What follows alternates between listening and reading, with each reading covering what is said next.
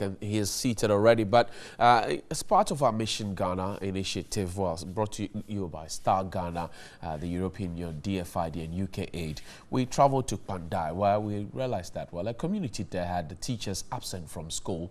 The children have been left to their fate. The teachers were not telling us, were not apologetic why they were not in school. They were rather busy crafting long stories to explain their absence from school. Take a look at this story. When we return, we'll have a conversation. Education, according to South Africa's late president, my pen is with AJ. Nelson Mandela, is the key to change the world. But achieving this requires commitment of stakeholders. The United Nations Sustainable Development Goal 4 also corroborates the need for universal access to education for all.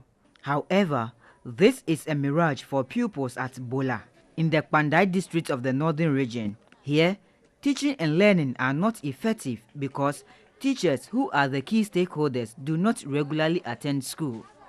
As a result, pupils are losing out. The Bola community is located about 12 kilometers from Kabonwile, the nearest community.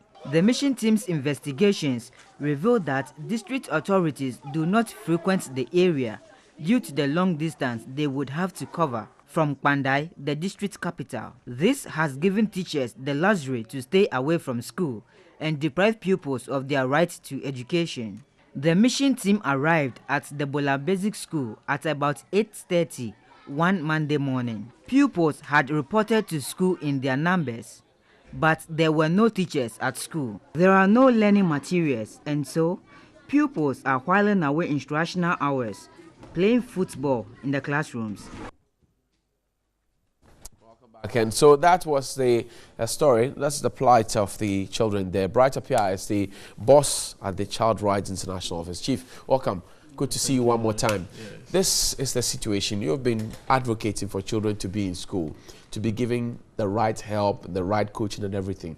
Here are teachers who are paid with state resources, who are absent from school, and they're telling a litany of tales.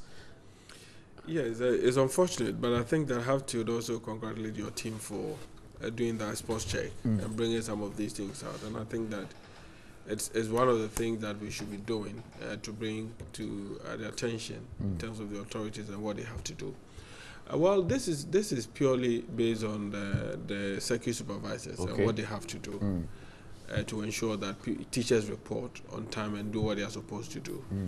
I don't know the particular day, but there are certain instances that teachers do not even report to school at all. Okay. And they engage in all kinds of things and they're giving excuses and all that. But whatever it is, I think that if you look at the administrative work of Ghana Education Service, we need to put them on their toes so that they do what they are supposed to do. This is clearly, if the teacher absenteeism has improved a bit, but there are certain pockets here and there that you'd also see children suffering as a result of that.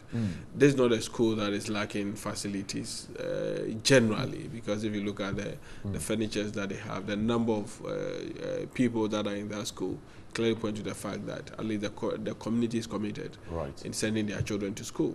So all that we need to do to ensure that circuit supervisors be on them and then ensure that they do what they are supposed to do. I'm surprised that even the head of the school was not even around. Exactly. So clearly it points to the fact that there's something wrong, and I think that the circuit supervisor should be held responsible in this. Stanley Nibleu brought us this conversation. Let's go on to the telephone line. Honorable Siaka Stevens is the chairman of the Select Committee of Parliament on Education. Honorable, good morning and thank you for your time, sir. Hello, sir. Good morning. Good morning, sir. Great. Good to have you. Bright says this is lack of supervision, but also we know that some of the supervisors have had cause to complain about petrol allowance, not having the resources. The not clear. I mean, in the meetings, I'm not getting you well. Hello, Honorable Saka Stevens. Yes, sir, please. Can you hear me? Yeah. Great. We're having a conversation about Pandai, where teachers abandoned the children in the classrooms and found the pleasure of telling us stories instead of explaining why they were not there. Now, Bright talks about lack of supervision, but we do know that some of the supervisors have complained that they don't have the resources to go around and supervise. Has this come to your attention, sir? Well, thank you very much. Thank you very much. Thank you. Thank you. I'm just from my constituency, and we are now at Ada for to consider some bills. My constituency, I've realized supervision is very weak there. And upon interrogation, I realized mobility is a problem. About 102 public schools. So I purchased motorbikes for them. In doing so, you can demand accountability. So that's what I've done. So generally, we went through last year or so some of the selected schools. Their challenge was mobility. And even if they have, there's no provision for petrol.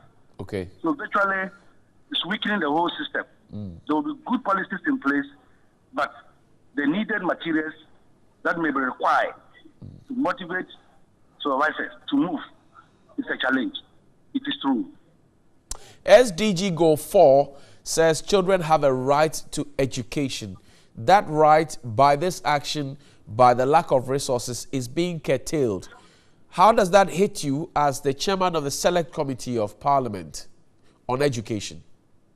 Well, in the environment or in the situation, economy where your resources are limited, you choose your other items in order of decreasing importance. And you know that these general problems affecting our country as a whole, you can't tackle everything at once. A step-by-step approach. So this, when it is acknowledged, it means it will be addressed. What step are we now? Because we spoke about some of these things last year. We're repeating them this year.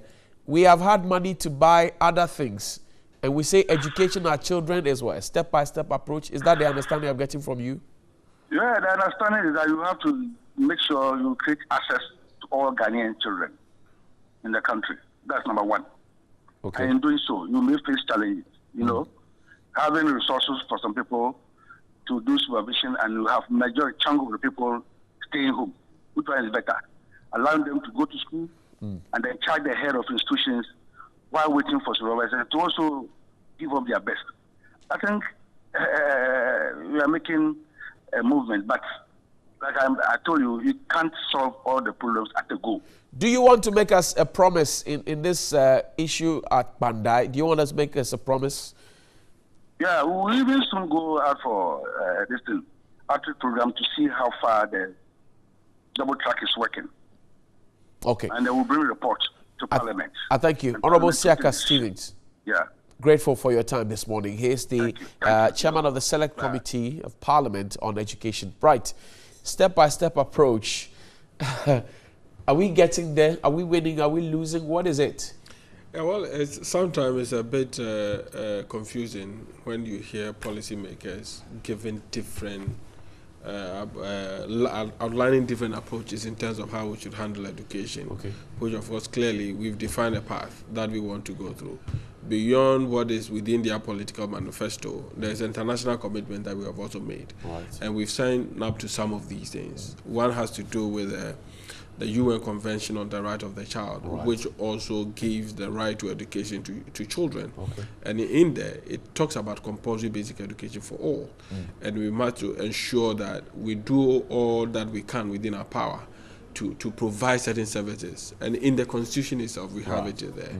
And if you look at the various approaches that have been outlined in the manifesto of the MPP, it suggests a certain direction. So when certain things come in like a step-by-step approach, then it leaves a lot of, it tells us that even what has been promised, that there's no certainty about the fulfillment. What place of priority does education have? You've been having engagements with policymakers and all of that. When you go to those meetings, what place of priority does education have for these young people in Bandai, for example? Well, you see, what the sense that we get is that sometimes when the promises are made, it comes to face with the reality. Okay. And they have to balance the act. And because of what they've talked about, it is very difficult for them to justify why they think that there's. And then politicians sometimes find it very difficult to accept that we've gone wrong and we need to come back to correct some of the things that we've done. Right. So you would see them always dancing around the chairs to see how best they can fix the situation and all that. But for me, as an advocate, I think that when you have a policy and you realize that there's something wrong with it, you need to admit and say that no, this is the way that we have to go. Because I've always made the argument that look, the rural community that we have, okay, the engagement with children cannot be as in the urban communities. Okay. But what we can do is to make life comfortable Okay. for those who provide the services, Okay. like teachers, like the circuit supervisors. You know, he said that he has provided motorbikes. You see, this motorbike is coming from an MP, right, who happens to be the chair of the select committee. Right. But within the administrative structure of Ghana Education Service, the services that he has provided, the system must have a exactly way to provide these things. exactly the system must provide it. And if you are providing it for the system must acknowledge Okay. that you have given this Right. for that purpose. So they have to, so that it doesn't become as if it's a political donation that has been made, Right. but for a purpose that they have to follow to ensure that they do what they are supposed to. Thank you very much. Bright Apia is the executive chair, Child Rights International. He's also the man to speak with at the Ghana National Education Campaign Coalition. I thank you very much, Bright, for your Monday morning. Grateful. Over the phone.